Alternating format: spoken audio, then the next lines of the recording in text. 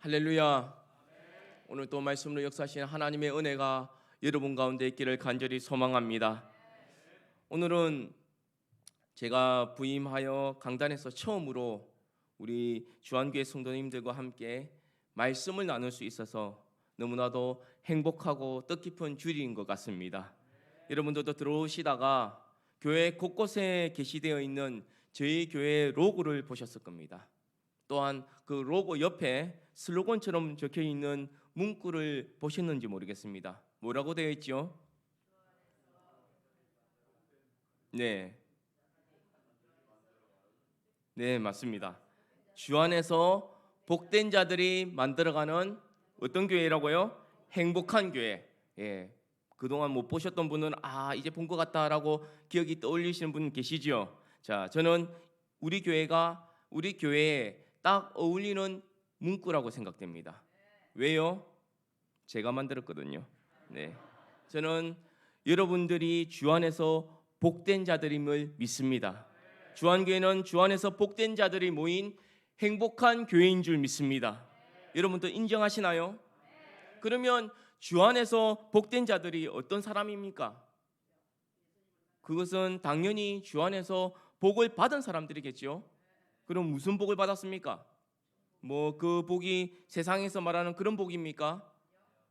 어마어마한 큰 평수에 멋들어진 집에 살고 고급차를 타고 다니는 게 복입니까?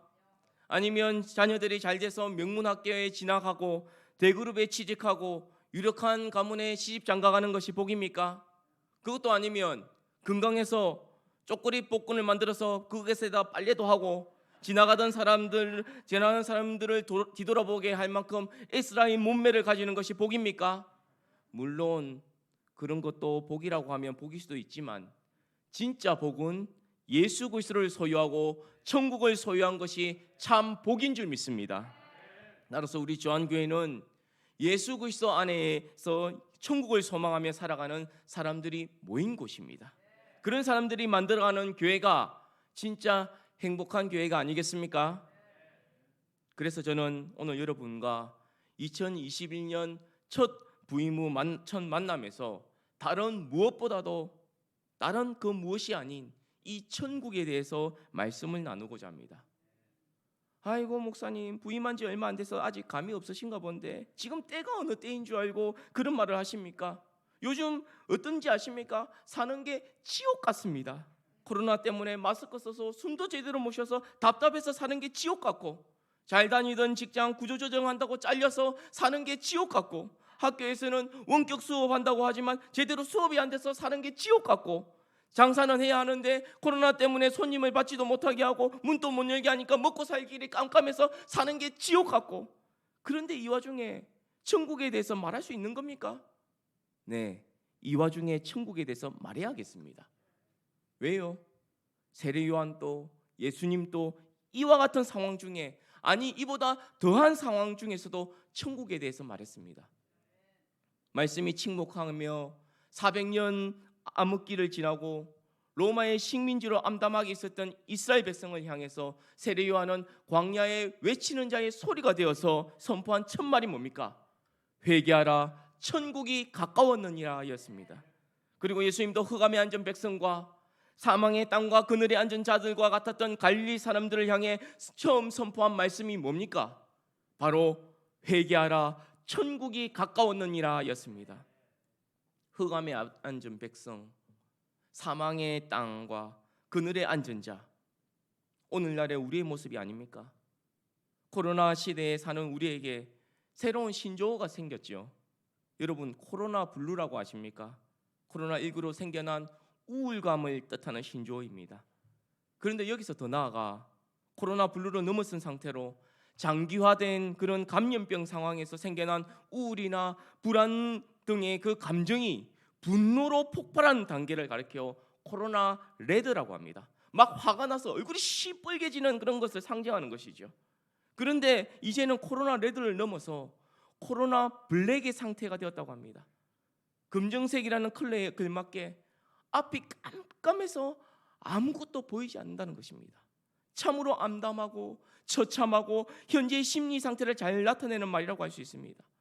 그런 시대를 살아가고 있는 우리 주한교회 성도님들에게 위로가 될 말씀은 천국뿐인 줄 믿습니다. 천국, 생각만 해도 행복하지 않습니까? 오늘 읽은 본문이 속한 마태복음 13장을 우리는 천국 비유장이라고 말하기도 하지요.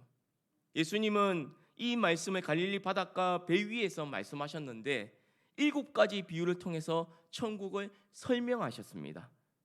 어쩌면 이것은 참으로 감사하고 다행스러운 일이 아닐 수가 없습니다. 예수님은 혹이나 우리가 천국을 발견하지 못할까 봐 여러 가지 비유를 통해서 말씀하시는 열심을 보여주시고 계신 것입니다. 우리가 천국을 발견하려는 마음보다 오히려 천국을 알아듣기 쉽게 설명하시려는 예수님의 마음이 더 열심인 것 같습니다. 우리가 그것을 어떻게 알 수 있습니까? 오늘 본문의 천국의 비유에서 예수님이 그 당시에 사람들이 일상적으로 접할 수 있는, 그리고 이해할 수 있는 정서를 바탕으로 설명하신 것을 보면 알 수가 있습니다. 예수님의 천국의 비유를 보면 당시 농사를 지을 때 흩뿌리기를 하는 이스라엘의 농사법에 따라서 씨 뿌리는 비유와 가라지 비유를, 또한 비유를 듣고 있는 사람들이 누굽니까? 갈릴리 바닷가 사람들이죠. 그래서 바닷가 사람들이 알아들을 수 있게끔 말씀하신 것이 바로 좋은 진주 비유나 그물 비유입니다. 그리고 그들의 식생활에 따라서 누룩 비유를, 그리고 또한 그들이 사는 자연 환경에 따라서 겨자씨 비유를 말씀하신 것입니다. 이 모두 그 당시 예수님의 말씀을 들었던 갈릴리 사람들의 눈높이에 맞춰서 말씀하신 것이죠. 오늘 읽은 본문에 감춰진 보아도 그런 의도를 가지고 말씀하신 비유라고 할 수 있습니다. 천국은 마치 밭에 감춰진 보아와 같다는 말을 우리나라 사람한테 얘기했다면 우리의 반응은 어땠을까요? 이거 뭐지? 밭에서 금광이라도 발견했나? 아니면 다이아몬드 반지라도 주었나? 하는 그런 반응일 것입니다. 왜냐하면 우리나라 정서상 별로 와닿지 않는 표현이거든요. 그래서 이 비유를 우리가 제대로 이해하려면 2000년 전에 그 당시 배경을 알 필요가 있는 것입니다. 우선 팔레스타인 지역의 상황을 이해할 필요가 있습니다. 성경을 이해하기 위해서는 그 지역의 역사나 문화나 사회적 풍습을 이해하는 것이 중요한 것입니다. 이 팔레스타인 지역으로 말할 것 같으면 너무나 오랫동안 전쟁이 치러졌고 오늘날에도 끊임없이 분쟁이 끊이지 않는 그런 지역입니다.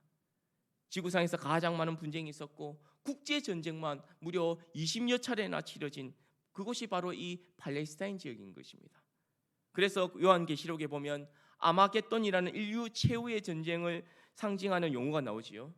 그런데 이 아마겟돈 지역이 바로 이 팔레스타인 지역에서 가장 치열하게 치러지고 있는 전쟁터의 지명인 것입니다. 그곳의 지명을 가리켜 머깃도라고 합니다. 이 머깃도 지역에서 항상 전쟁이 치러지는 이유는 그곳이 동서남북을 연결해주는 교통의 요충지일 뿐만 아니라 군사적으로도 아주 중요한 요새이기 때문입니다. 그래서 아군편에서는 방어선이 되고 적군편에서는 침략의 발판이 되는 다리 역할을 하는 곳이 바로 이 머깃도 지역이라는 곳입니다. 그런데 재미있는 사실은 이 머깃도에 있는 언덕의 산을 가리켜 머깃도 산이라고 하는데 히브리어로 말하면 산을 하르라고 하고 이 머깃도 산이라고 하면 하머깃도라고 합니다. 그래서 이 하머깃도라는 이 단어가 헬라어로 바뀌면 아마겟돈이 된다는 사실입니다. 이처럼 이때까지 이쪽 지역에는 많은 전쟁이 치러지고 있었습니다. 북쪽의 아수르와 페르시아와 그리고 바벨론과 같은 나라들이 남쪽에 있는 애굽을 치러 오기 위해서 반드시 통과해야 되는 지역이 바로 이 머깃도 지역이었습니다. 그러니 머깃도 지역은 양쪽 군대의 싸움터가 될 수밖에 없었겠죠. 그런데 이 머깃도가 속해 있는 곳이 어디냐 하면 바로 이 갈릴리 지역이라는 사실입니다. 이러한 전쟁이 잦다 보니까 돈 관리를 제대로 할 수 없었던 겁니다. 그러니 그 당시 사람들은 전쟁에 나가기 전에 돈이나 보화를 땅에 묻어둠으로써 재산을 보존하는 것은 그 당시에는 일반적인 그런 일이었습니다. 그 당시에는 은행이라는 건물도 없었고 금고도 없었기 때문에 보물을 항아리 속에 넣어서 땅 속에 파묻었습니다. 그래서 마태복음 25장에 보면 달란트 비유에서 보면 한 달란트 받은 사람은 주인이 맡긴 달란트를 어떻게 했습니까? 땅을 파고 깊이 묻었습니다. 왜 그랬습니까? 그게 그 당시에는 가장 안전한 보관 방법이었기 때문입니다.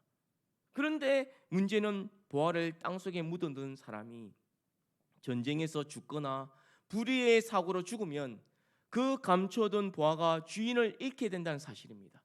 예를 들어 어떤 부자가 엄청난 보화를 땅속에 파묻었는데 그만 전쟁이 나고 말았습니다. 전쟁을 겪고 나는 동안에 그 주인이 죽었거나 포로가 되어서 저 멀리 다른 나라의 포로로 끌려가서 영영 돌아오지 못하는 경우가 있습니다. 이런 경우에 그 감추어진 보화가 수십 년 또는 수백 년간 땅속에 묻혀 있게 됩니다. 그러다가 다행히 어떤 사람에 의해 발견되게 되는데 오늘 본문의 경우가 바로 그런 경우입니다. 어떤 사람이 밭에 감추인 보화를 발견했습니다. 이 사람은 아마 남의 밭을 빌려서 농사를 짓는 그런 소작인인 것 같습니다. 이 소작인이 밭을 갈다가 감추인 보화를 발견한 것입니다. 쟁기질을 탁 하는데 챙 하는 소리가 나서 땅속을 파보니까 뜻밖에도 엄청난 보화가 있었습니다. 그는 그것을 얼른 다시 묻어두고 돌아가서는 소유를 다 팔아서 그 밭을 사고 보물을 소유하게 된 것입니다. 여기서 중요한 것은 우연히 발견되었다는 사실입니다. 전혀 생각하지 못했는데 그냥 우연히 천국이 발견된 것입니다. 그냥 학교에 진학했는데 그 학교가 우연히 미션 스쿨이어서 졸업하기 위해 체벌 시간을 억지로 참석했다가 예수님을 믿게 된 것입니다. 또 군대에 가서 일요일 날 초코파이도 먹고 싶고 그리고 심심하기도 하고 어디 불려 나가서 작업 안 하려고 우연히 간 곳이 교회였는데 거기서 처음 예수님을 만나게 된 것입니다. 종갓집이라서 제사만 1년에 20개가 넘는 그런 집의 맏아들이었는데 어느 날 우연히 예수 믿는 예쁜 여자와 사귀면서 비 맞춰보려고 생전 처음으로 주한교회에 가게 된 것입니다. 그러다가 그곳에서 예수님을 만나고 청년부 리더까지 된 것입니다. 아무 생각 없이 우연히 회사에 들어갔는데 그곳에서 주한교회 다니는 예수 믿는 부장님을 만날 줄 누가 알았겠습니까? 그냥 우연히 지하 수영장에 운동하고 1층에 숨카페에서 차 마시러 들어갔다가 주한교회 전도팀을 만나서 복음을 듣게 되고 그곳에서 예수님을 만나게 된 것입니다. 우리는 이것을 우연이라고 말하지만 사실 이게 뭡니까? 이것이 바로 은혜인 줄 믿습니다. 이 보화가 우연히 의도하지 않았는데 찾아왔다는 겁니다. 완전히 수동적인 것이죠. 그렇다면 이 감추인 보화의 핵심이 뭘까요? 그것은 첫째 바로 천국은 땅속의 보화처럼 감추어져 있다는 사실입니다. 천국은 마치 밭에 감추인 보화와 같으니라고 했습니다. 천국은 밭에 감추인 보화와 같아서 모든 사람들의 눈에 보이지 않는다는 겁니다. 그래서 천국을 발견하거나 소유한 사람이 많지 않다는 겁니다. 여기 땅 주인도 자기 밭에 보화가 숨겨져 있는지 알지 못했습니다. 그러니까 소작인이 밭을 팔라고 했을 때 그냥 아무 생각 없이 팔았던 겁니다. 만약 자기 밭에 보화가 감추어진 것을 알았으면 팔았겠습니까? 안 팔았겠지요. 그런데 대부분의 오늘날의 많은 사람들도 자기 밭에 감추인 보화를 잘 알지 못한다는 사실입니다. 여러분 알래스카가 어느 나라 땅인가 아십니까? 어느 나라 땅이지요? 네, 미국 땅이지요. 그런데 원래 알래스카는 구소련의 땅이었습니다. 그러나 쓸모없는 얼음 땅으로만 생각했던 소련이 1867년에 단돈 720만 불밖에 안 되는 헐값으로 미국에 팔아먹어버렸습니다. 그런데 그 땅의 면적이 어느 정도냐 하면 남북한 합친 우리 한반도 크기의 7배나 되고 미국 전체 면적의 5분의 1이나 되는 엄청난 크기였습니다. 그런데 불과 13년 만에 그 땅에서 천연가스와 석유가 발견되면서 엄청난 가치의 땅이 되었습니다. 그뿐만 아니라 이후 냉전 시대에 미국이 소련과 일본을 경계할 수 있는 전략적인 요새가 되었다는 사실입니다.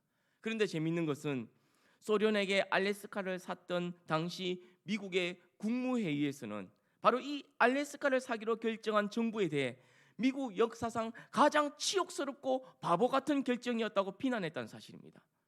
정말 역사는 지나봐야 알 수 있다는 말이 맞는 것 같습니다.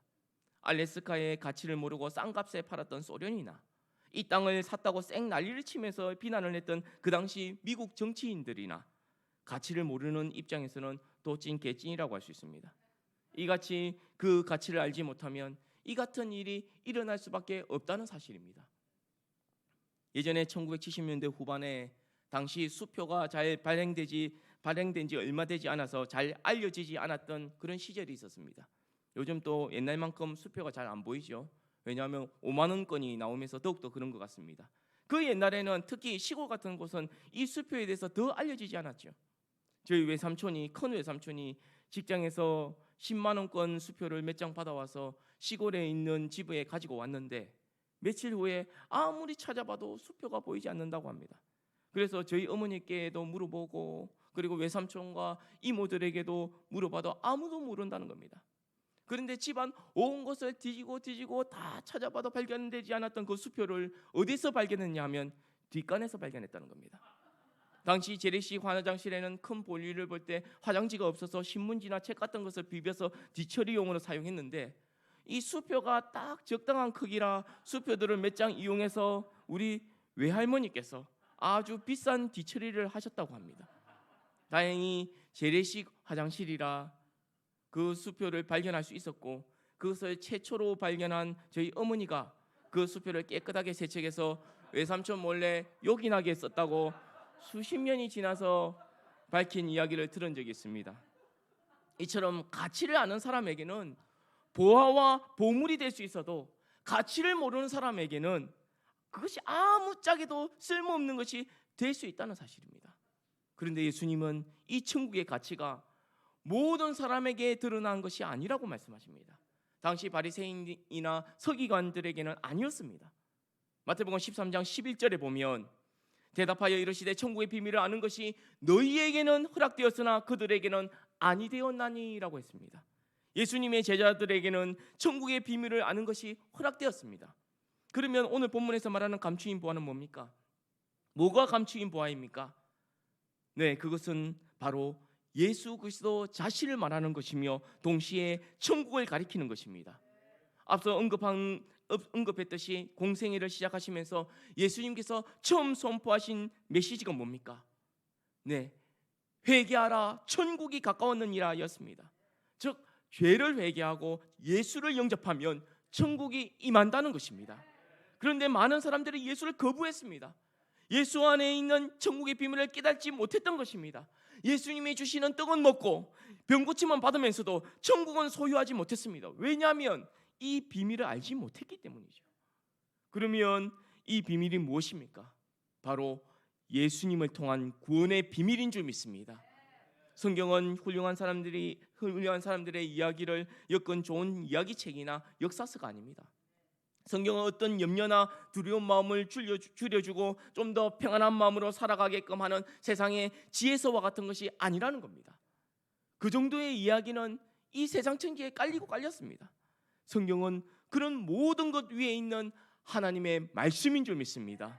무엇보다 성경 전체는 구원의 비밀이 예수 그리스도를 통해서 어떻게 이루어지는지를 처음부터 마지막까지 일관성 있게 말씀하고 있습니다. 이것이 그리스도인이 놓쳐서 안 될 가장 중요한 핵심인 줄 믿습니다. 이것을 가리켜 뭐라고 합니까? 네, 이것은 천국을 깨닫게 하고 가르쳐주는 새로운 소식이라 하여 복음이라고 하는 것입니다. 이러한 천국은 세상에 인심 좋은 마음 평안한 그런 휴양지 같은 그런 곳도 아니라는 것입니다. 예수님은 천국을 보화로 비유했다는 것입니다. 보화란 가장 귀한 것을 말하는 것입니다. 자, 여러분에게 무엇이 보화입니까? 무엇이 가장 소중한 것이라고 생각하십니까? 제가 여러분에게 물어보고 있는 겁니다. 여러분에게 가장 소중한 것이 무엇입니까? 네, 예수 그리스도. 정말 예수님이 가장 귀한 보화입니까? 그러면 그 예수님이 지금 어디 계십니까? 네, 여러분 마음속에 여러분 안에 계십니까? 그러면 내가 엄청나게 존귀한 존재가 되는 것입니다. 왜냐하면 바로 내 안에 보화가 있기 때문이죠. 고린도후서 4장 7절 말씀에 보면 우리가 이 보배를 질그릇에 가졌으니 이는 심히 큰 능력은 하나님께 있고 우리에게 있지 아니함을 알게 하려 함이라. 보배를 담은 그릇은 그 순간 귀한 그릇으로 바뀌는 줄 믿습니다. 그런 보화를 발견한 사람은 기분이 어떨까요? 네, 둘째, 천국을 발견한 사람은 기쁨이 충만해진다고 했습니다. 천국은 마치 밭에 감추인 보화와 같으니 사람이 이를 발견한 후 숨겨두고 기뻐하며 돌아가서 땅속에 묻혀있는 보화를 발견하고 조용히 도로 파묻어 놓고 집으로 돌아온 그가 얼마나 기뻤겠습니까? 상상이 되십니까? 그 항아리 속에 그 반짝반짝 빛나는 보석들을 한번 상상해 보십시오. 이런 기쁨이 또 어디 있겠습니까? 이런 행제가 또 어디 있습니까? 바로 이것이 신앙생활의 비밀인 줄 믿습니다. 여러분, 예수 그리스도를 믿으면 이 같은 기쁨이 옵니다. 예수 안에서 천국을 발견한 사람은 바로 이같이 산다는 사실입니다. 왜냐하면 예수 믿는 사람은 감추인 보화인 예수를 발견했기 때문입니다. 로마서 14장 17절에 보면 하나님의 나라는 먹는 것과 마시는 것이 아니요 오직 성령 안에 있는 의와 평강과 희락이라고 했습니다. 먹는 것과 마시는 것 정도에 오는 그런 기쁨이 아니라는 것입니다. 한우 특수 부위를 두근 끊어다가 숯불에 질질 구워가지고 배부르게 먹고 팔을 뒤로 제끼면서 아이고 배를 쓰다듬으면서 아이고 배부르다 여기가 천국이네 하고 고백하는 그런 기쁨 정도가 아니라는 겁니다. 진짜 기쁨이라는 겁니다. 요한복음 16장 22절에는 지금은 너희가 근심하나 내가 다시 너희를 보리니 너희 마음이 기쁠 것이요 너희 기쁨을 빼앗을 자가 없으리라. 이것이 천국의 신비입니다. 초대교회 성도들은 이 기쁨을 누렸습니다. 그래서 어떤 상황에서도 어떤 환경에서도 심지어 예수 믿는다는 이유로 목베임을 당하면서도 그리고 돌에 맞으면서도 기뻐했습니다. 천국을 예수님을 소유한 자는 다른 것에 기쁨을 빼앗기지 않는다는 사실입니다. 그런데 이 말을 역으로 바꾸면 마귀는 그리스도인의 기쁨을 어떻게 해서라도 빼앗으려고 합니다. 그리고 세상의 것으로 그것을 대신하게 만듭니다. 그것이 다인 양 착각하게 만드는 것입니다. 그래서 중간에 애매하게 만듭니다. 천국을 소유하기에는 세상이 너무 좋고 그냥 세상을 대놓고 좋아하면서 살기에는 왠지 좀 찝찝하게 만드는 겁니다. 그래서 마음 안 찝찝하려고 주일날 예배드리러 나오는 분들도 있다는 겁니다. 우리 주한교회 성도님들은 예수 그리스도를 통해 천국을 발견하고 참 기쁨을 누리시길 간절히 바랍니다. 그러면 이 천국을 어떻게 얻을 수 있을까요? 셋째, 천국을 소유하기 위해서는 자신의 전부를 올인해야 한다는 사실입니다. 마태복음 13장 44절 본문의 말씀은 다시 한번 다 같이 한번 읽어보겠습니다. 시작. 같이 밭에 감추인 보화와 같으니 사람이 이를 발견한 후 숨겨두고 기뻐하며 돌아가서 자기의 소유를 다 팔아 그 밭을 사느니라. 아멘. 여기 보화를 발견한 사람은 너무 기뻐서 자기의 소유를 다 팔았습니다. 전혀 아까운 생각이 들지 않았습니다. 천국의 기쁨을 소유한 사람은 세상 것들 때문에 연연하지 않습니다. 천국은 마치라는 오늘 조금 전에 예배 전에 불렀던 그 준비 찬양의 가사처럼 CCM의 그 가사를 보면 집 팔고 땅 팔고 냉장고 팔아라고 표현되어 있습니다. 제가 대학 다니면서 자취를 할 때 자취방에 냉장고가 3대가 있었습니다. 아르바이트해서 가장 먼저 산 것이 뭐냐면 중고 매장에서 큰 냉장고를 샀습니다. 그리고 자취방을 떠나가는 사람들을 통해 작은 냉장고를 얻어서 김치만 전용으로 넣는 김치 냉장고를 삼았습니다. 그리고 주인집 아주머니를 통해서 음료수를 넣을 수 있는 조그만 냉장고를 받아 음료수 전용 냉장고를 삼았습니다. 그리고 용돈을 받아서 한 달에 한 번씩 장을 크게 봐서 그 냉장고 안을 가득 채워 놓으면 그렇게 마음이 풍성해졌던 그런 경험이 있습니다. 지금 또 저희 집에 있는 가전제품 중 제가 제일 애착을 가지고 있는 것이 김치 냉장고입니다. 김치 냉장고도 제가 사자고 우겨서 샀습니다. 12개월 할부로. 이처럼 저에게는 냉장고가 그만큼 중요한데 그 냉장고까지 팔 정도면 세상에 미련이 없다는 거 아니겠습니까? 그런 사람은 어떻게 살아갈까요? 그런 사람은 세상적인 것 때문에 싸우지 않습니다. 얼마든지 양보하며 살아갑니다. 이래도 괜찮고 저래도 괜찮습니다. 이것은 인격이 괜찮아서가 아니라 바로 예수님 때문입니다. 천국을 소유했으니 다른 것이 문제가 되지 않는다는 사실입니다. 째째하게 찌질하게 살지 않는다는 것입니다. 그리고 감추인 보화를 발견한 사람은 절대로 보화를 포기하지 않습니다. 그래서 이 사람은 일단 발견한 보화를 아무도 모르게 다시 깊숙이 묻어 누었습니다. 그리고 두근거린 가슴을 안고 집으로 돌아왔습니다. 그리고 다음날 아침 일찍 서둘러 어디로 갔을까요? 어디로 갔을까요? 부동산 중개인을 찾아갔겠죠. 왜요? 그 밭을 사기 위해서입니다. 그런데 보화만 사면 좋은데 보화를 얻기 위해서 밭도 같이 사야 한다는 사실입니다. 밭은 무엇입니까? 밭은 보화, 즉 예수 그리스도가 숨겨진 것을 의미합니다. 보화가 어디에 있습니까? 밭은 교회일 수도 있습니다. 나는 예수님은 좋아하지만 교회는 아니다 하는 분들이 있습니다. 하나는 맞지만 하나는 틀린 것입니다. 밭도 같이 사야 합니다. 어떤 분은 나는 예수님은 원하지만 그 사람은 아니다라는 분들이 계십니다.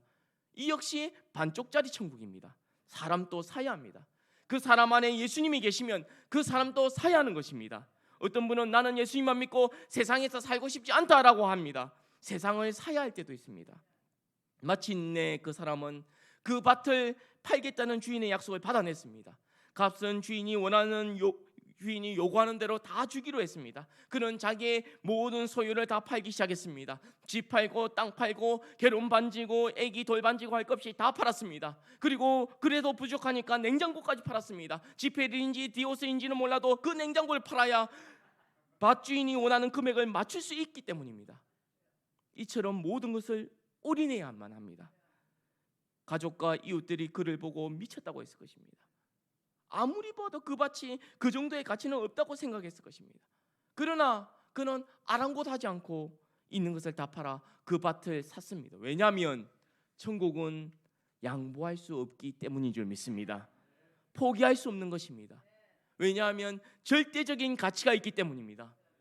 여기 보화를 발견한 사람은 이를 발견한 후 숨겨두고 돌아갔다고 했습니다. 참된 보화는 자기 소유 전부를 버림으로써 얻을 수 있습니다. 하늘의 보화는 포기하는 만큼 얻는 것인 줄 믿습니다. 천국은 약간의 값을 지불하고 얻는 상품적 가치가 아니라 자기 소유 전부를 버리고 얻는 절대적인 가치인 줄 믿습니다. 천국은 우리 전부를 요구할 만큼 가치가 있는 것입니다. 이 비유의 핵심은 모든 것을 다 희생할지라도 천국을 얻는 것이 훨씬 더 가치가 있음을 말하고 있는 것입니다. 천국은 자신이 일평생 벌어들인 모든 소유를 다 투자하더라도 아깝지 않을 정도로 귀하고 존귀한 것입니다. 보물은 발견하는 것보다 내 것으로 만드는 것이 더 중요합니다. 밭에 감추어진 보화를 발견한 자는 발견한 것으로 만족하지 않았습니다. 자신의 전 재산을 다 팔아 그 밭을 사고 보화를 소유했습니다. 모든 것을 팔아 그 하나를 사는 희생이 바로 보물을 가치 있게 하는 방법인 줄 믿습니다. 한 남자가 한 여자를 사랑해서 결혼한다는 것은 이 땅에 35억이 넘는 모든 여인을 포기한다는 뜻입니다. 그래야 사랑인 것입니다. 저도 35억의 여인을 포기하고 와이프를 만났습니다. 왜 그랬나 싶습니다. 왜 그랬을까요? 감추어진 보화가 있는 밭이라서 그렇습니다. 여러분도 여러분의 아내와 남편이 감추어진 보화가 있는 밭인 줄 믿습니다. 왜냐하면 그들 안에 누가 계신다고요? 네, 예수 그리스도가 계시거든요. 2021년에는 여러분의 삶의 밭에서 감추어진 보화인 천국을 발견하시기 바랍니다. 또한 보배이신 예수 그리스도를 발견하시기 바랍니다. 그를 만나고 너무 기뻐서 잠을 못 이룰 정도의 그런 감격을 누리시기 바랍니다. 그리고 그 감추어진 보화를 소유하기 위해서 기꺼이 헌신하시기 바랍니다. 억지로가 아닌 자발적으로 헌신하시기 바랍니다. 2021년 한 해는 천국을 소유함으로써 2020년 코로나로 멍들고 상처 입은 우리가 회복되는 은혜를 누릴 줄 믿습니다. 그래서 올해의 표어가 회복의 은혜입니다. 이것은 백신으로 회복되는 것이 아닙니다. 다른 세상의 약으로 회복되는 것이 아닙니다. 이것은 천국을 발견하고 소유함으로써 회복되는 줄 믿습니다. 그래서 감춰진 보화를 발견하며 천국을 소유하는 기쁨을 마음껏 누리면서 우리 모두가 이 기쁨의 복음을 전파하는 주안교회 성도님들이 되시기를 간절히 소망합니다.